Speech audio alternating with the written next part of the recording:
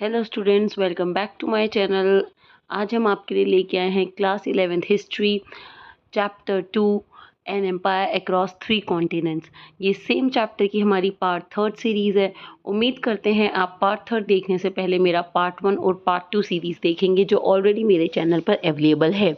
आपको किसी भी पार्ट में डाउट है, कोई भी क्वेश्चन में प्रॉब्लम है, तो अब विदाउट हेजिटेशन आप मुझे कमेंट कर सकते हैं। मेरे इंस्टाग्राम पे पर्सन मुझे मैसेज कर सकते हैं। I am ready to help you out. तो हम स्टार्ट करते हैं अपना पार्ट 3। क्वेश्चन देखते हैं।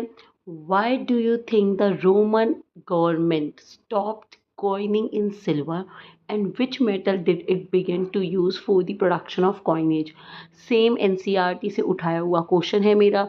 लास्ट क्लास में मैंने आपको करवा दिया था अपना सोशल हिरार्की, मतलब सेनेट, मिडिल क्लास और लोअर क्लास के ऊपर टॉपिक। यही कंटिन्यू होता हुआ आ रहा है कि रोमन जो एम्पायर था या रोमन की जो गवर्नमेंट थी उसने हमारे कॉइन्स, जो सिल्वर के कॉइन्स थे, उसे स्टॉप क्यों कर दिया बनाना, और साइड बाय साइड उसने नए कौन से कॉइन इशू किए अपने रोमन एम्पायर में। एनसीईआरटी का क्वेश्चन नंबर 4 है। अब इसका सीधा हम आंसर देखते हैं। रोमन एम्पायर में बेसिकली जो कॉइन्स प्रोड्यूस होते थे बेटा, वो कॉइन्स प्रोड्यूस होते थे सिल्वर के। तो इट मीन्स वो स्पेन की सिल्वर माइंस का यूज़ किया करते थे। जब भी रोमन एम्पायर में कॉइन्स का यूज़ होता है तो वो सिल्वर निकालते थे। But can you believe, Roman empire में इतने ज़्यादा सिल्वर कॉइन्स प्रोड्यूस हुए, इतने सिल्वर प्रोड्यूस हुए कॉइन्स, कि उनके पास जो पूरी माइंस थी, स्पेन में जितनी भी सिल्वर माइंस थी वो खाली हो गई। इसका मतलब अब आपके पास सिल्वर ही नहीं है कॉइन्स बनाने के लिए, तो आप कैसे मैन्युफैक्चर करोगे।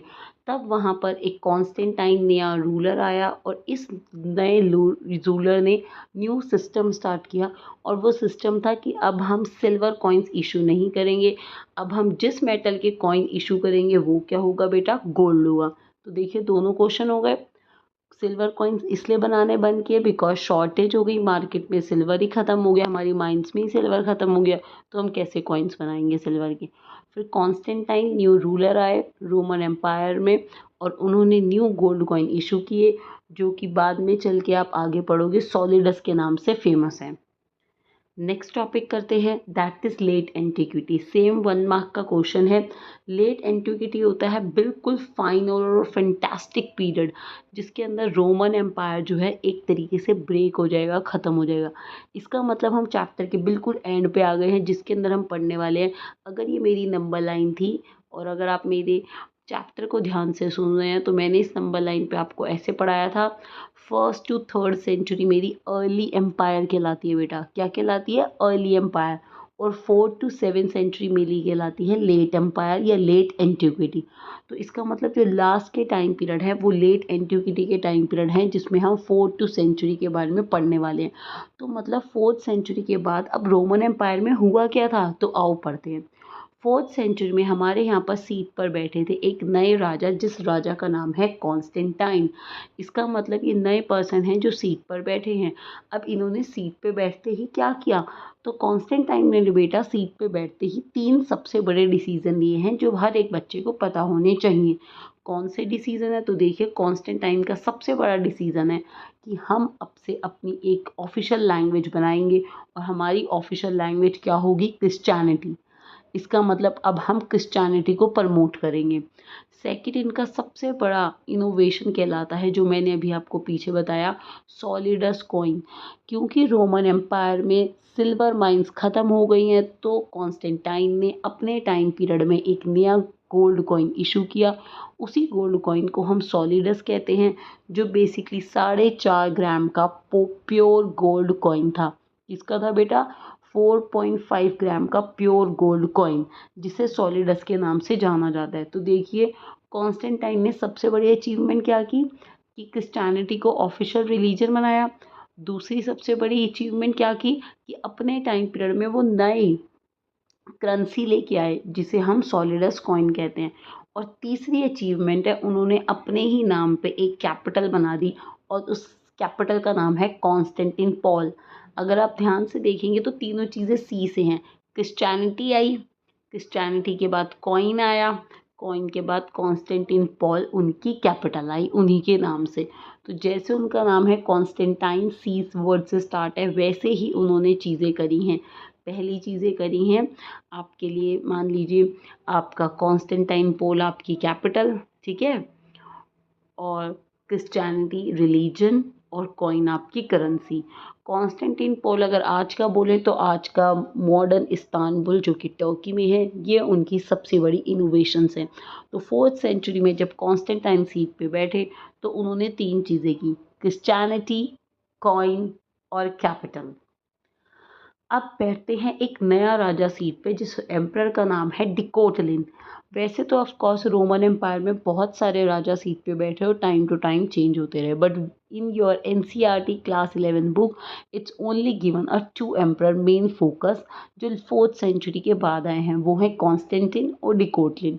कॉन्स्टेंटिन के तीनों पॉइंट्स बता दिए जो एग्जैक्ट सी वर्ड से स्टार्ट है। अब डिकोटलिन पढ़ते हैं। डिकोटलिन का भी देखिए मैंने आपके लिए किया हुआ है।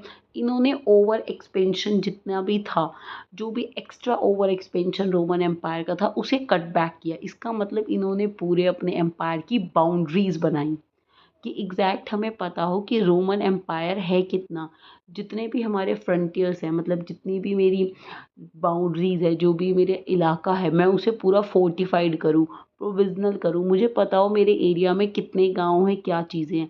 इट मीन्स डिकोटलिन जाने जाते हैं क्योंकि उन्होंने अपनी न्यू स्ट्रैटेजीज के हिसाब से रोमन एम्पायर को एक तरीके से फ्रंटियर के हिसाब से दोबारा रीऑर्गेनाइज किया था। सेकंड चीज़ के लिए ये इनकी फर्स्ट थी। सेकंड चीज़ क्या है, डिकोटलिन जाने जाते हैं कि इन्होंने अपने टाइम पीरियड में अपनी मिलिट्री को सबसे ज़्यादा पावर दी। इसका मतलब ग्रेटर ऑटोनॉमी थी मिलिट्री में डिकोटलिन के टाइम पे।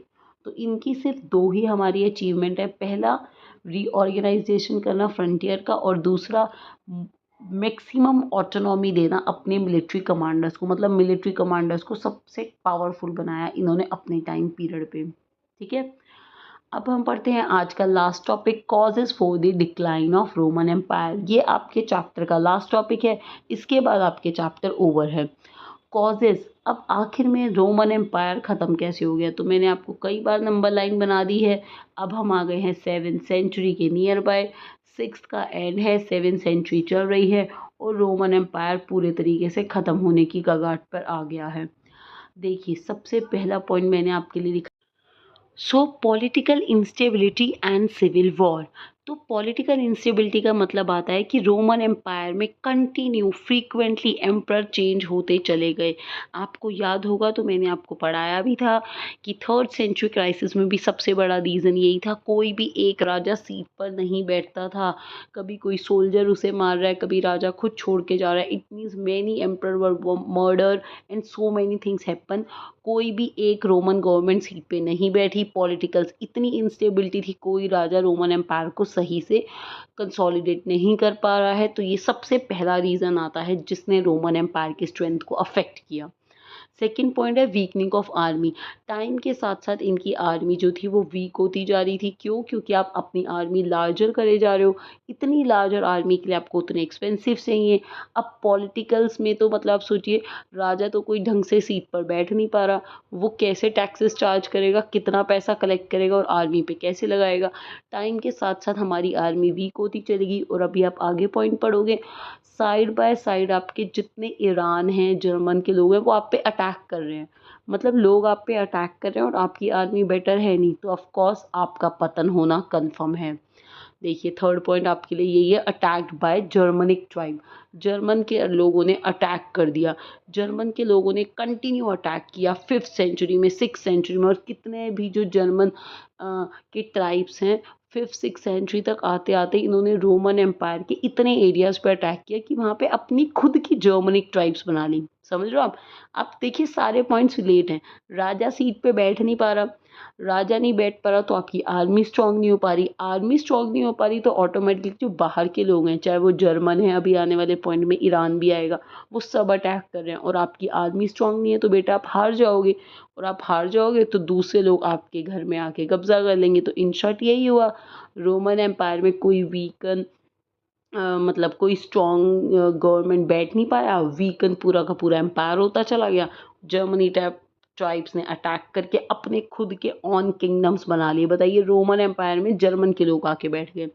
Economic problem, of course economic problem होगी, क्योंकि राजा बिल्कुल अंडर प्रेशर में आ चुके हैं, वॉर कंटिन्यूज होती जा रही है, हमें आर्मी को मेंटेन करने के लिए एक्सपेंसेस चाहिए, एग्रीकल्चर को मेंटेन करने के लिए एक्सपेंसेस चाहिए। आप हैवी टैक्सेस लगाते जा रहे हो, पर लोग भी कैसे टैक्स पे करेंगे जब ना ही एग्रीकल्चर हो रहा है और कंटिन्यूस आप वॉर में लगे हुए हो। नेक्स्ट पॉइंट देखिए, problem in the administration of empire. आपने रोमन एम्पायर इतना वास्ट कर लिया कि वो यूरोप, अफ्रीका, वेस्ट एशिया तक बैठ गया। अब आपका कम्युनिकेशन बिल्कुल ज़ीरो है, कंट्रोल आप इतनी दूर से कर नहीं पा रहे, पैसा आपके पास है नहीं, राजा कोई सीट पे टिक के बैठ नहीं रहा, तो ऑटोमेटिकली जितने भी हमारे रिसोर्सेज है ख़त्म होते जा रहे हैं। और साइड बाय साइड ईरान हम पे कंटिन्यूसली अटैक करे ही जा रहा है, तो आप कैसे सरवाइव करोगे।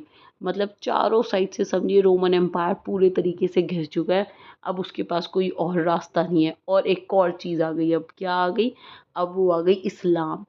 दूसरी साइड हम देखेंगे कि हमारे अरब कंट्रीज़ में प्रॉफिट मोहम्मद की डेथ के बाद सिर्फ 10 साल के बीच में इस्लाम इतना पॉपुलर हुआ, इतना पॉपुलर हुआ कि जहाँ पर ईरान भी अटैक कर रहा है, वो ईरान भी नहीं बचा। आप सोचिए ना, रोमन एम्पायर बचा ना ईरान बचा, दोनों पे ही अटैक कर दिया। किसने अटैक कर दिया बेटा, दोनों पे ही अटैक कर दिया अरब के लोगों ने।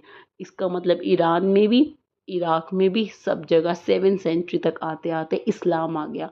तो इन शॉर्ट पूरे तरीके से जो हमारा रोमन एम्पायर है वो कोलैप्स हो गया। यहीं पे हमारे चैप्टर का एंड होता है। उम्मीद करते हैं आपको ये चैप्टर पसंद आया होगा। प्लीज़ मेरे चैनल को लाइक एंड सब्सक्राइब करना मत भूलिए। कोई भी प्रॉब्लम है कमेंट्स में ज़रूर मेंशन कीजिए। आपके कमेंट्स, आपके लाइक्स मुझे ज़रूर मोटिवेट करते हैं, ताकि मैं आपके लिए ऐसे नई से नई वीडियोस लेकर आती रहूँ। नेक्स्ट वीडियो में मिलते हैं, जिसके अंदर मैं आपके लिए लेके आऊँगी सेम चैप्टर के MCQ, ताकि आप 3, 8, 1 मार्क के क्वेश्चंस की भी अच्छे से प्रैक्टिस कर सकें। Thank you and have a nice day.